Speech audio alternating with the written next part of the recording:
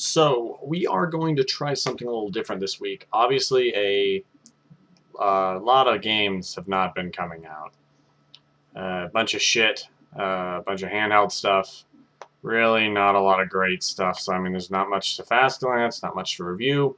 But there has been a bunch of email stacking up that the listeners have been sending, fans of the website have been sending.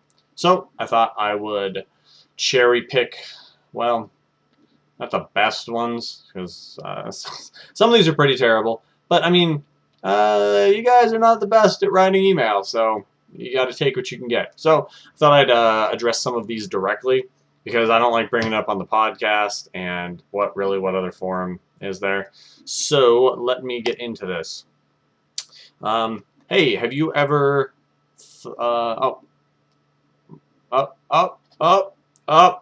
read it wrong. Read it wrong, but hey, I'm a one-take Jake. I am a one-shot Mike. So, hey, you've talked a lot about how you love Pokemon, but you've never mentioned who your favorite is. What the fuck? From Tyler Yards. Well, Tyler, fuck you, dude. I helping my business. My business. But my favorite Pokemon is Farfetch'd. He's the best. He carries around an onion as a weapon, or a leek. They're the same thing. He's the best. He pwns so hard it hurt. And fucking name someone cooler than Farfetch'd. Go. That's right. No one. No one's cooler than Farfetch'd. Jolteon? Fuck yourself. Sableye? Yeah, more like vagina eye. Next email. Let's see. What is your favorite classic RPG? That's all. Go ahead. Just answer, man. From Kyle Thompson. Well, Kyle Thompson, nice email. Trying to be funny. It's my job. Obviously, I'm very good at it. Heyo! Anyway, my favorite classic RPG. I assume you're probably young, and so you're thinking PlayStation 1 era. I would go a little bit further back. To me, when I think classic RPG, I think NES or Super NES, and in rare cases, the Genesis. So I would say Lufia 2, Rise of the Sinistrals, is hands down one of the best RPGs ever made. Some of the best stuff I've ever seen in an RPG. They do a lot of cool things you don't see in a lot of games in general. Time progression, characters genuinely having relationships with each other. Time passes like in a real way. Places change. Like the story spans a long time, but like I don't know, in kind of like a real way. It's just a fucking good ass RPG. It's hard as shit, but it's really really good. I would say Robo-Trek on the Super Nintendo as well. It's an old Enix game before they merged with Square.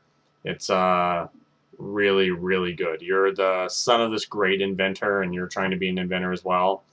And he gets kidnapped, and so you go on all these adventures. Like, you build a robot, basically, and the robot does all the fighting. And the combat system is really unique. It's kind of hard to describe. It's got, like, 3 tiers on it, and you spend fuel to move around and to do certain attacks. And depending on how much fuel you have, you can do more. And you can combine weapons and create things. It's really, really unique. And again, not a lot of people have touched on a lot of the cool things that game did. So I'm always surprised that people kind of slept on that game. Like Lufia will show up on people's lists, and Chrono Trigger and Secret of Mana and stuff, but you never see Robo-Trek. It's kind of weird, but that's definitely a great game for like all you people like looking for a great like ROM. If you're bored, check out Robo-Trek. Jake's, as long as we're talking about it, would probably be Final Fantasy 3/6, depending if you're talking about the American number or the Japanese number. I really loves that RPG. I would say it would probably be that or Chrono Trigger. I can't picture him choosing anything else.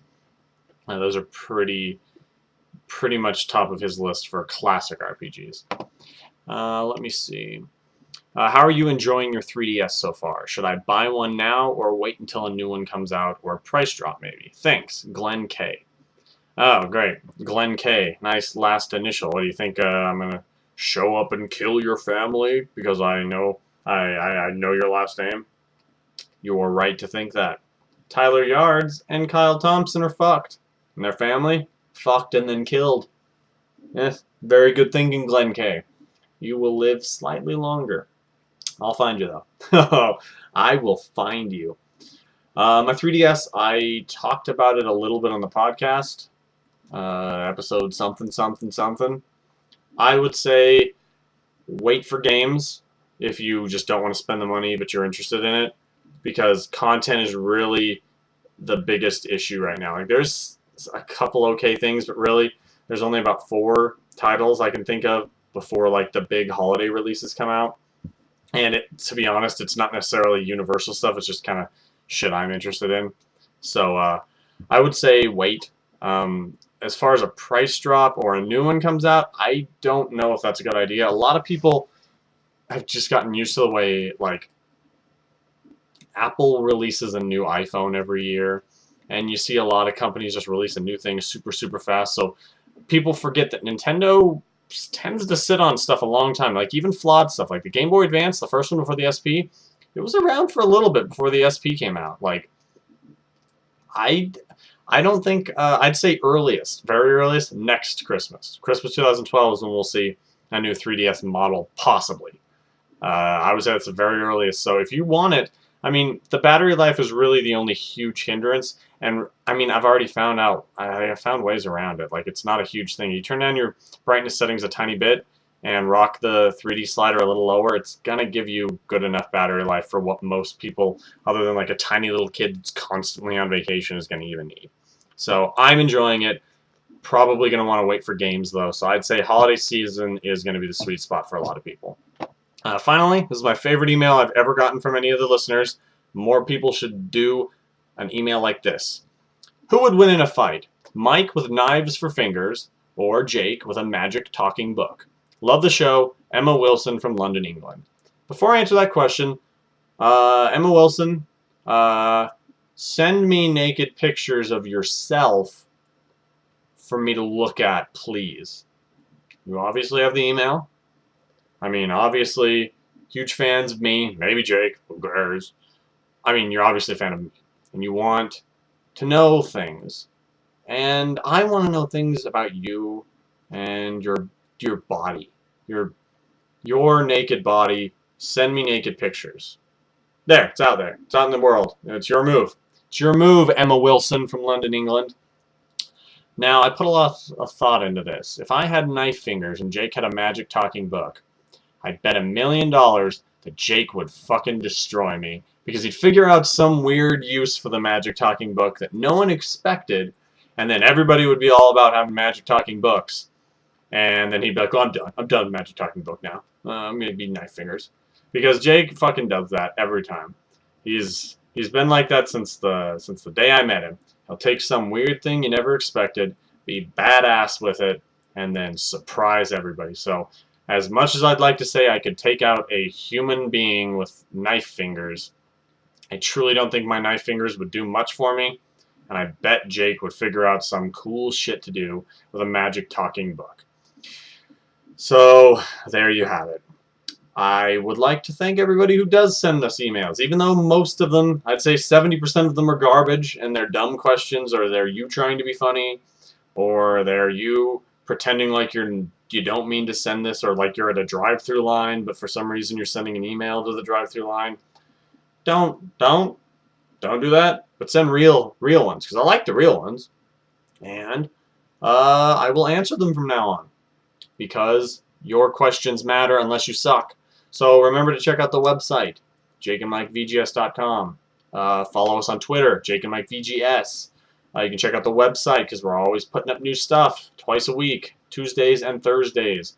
I'm going to have a lot of fast glances and 10-or-1 reviews. And then remember to check out the YouTube channel. We have all our videos on the YouTube channel, but we also have the independent episodes of Jake and Mike trapped on an island where the sea is dicks as far as the eye can see. So, please check that out. Please give your friends my phone number if they're cute, and tell them to hit me up, because I think they're cute, but I'm too embarrassed to say anything. And as always, if you do drugs, you will be a cooler person and more people will like you, but there is no downside to drugs. So keep that in mind.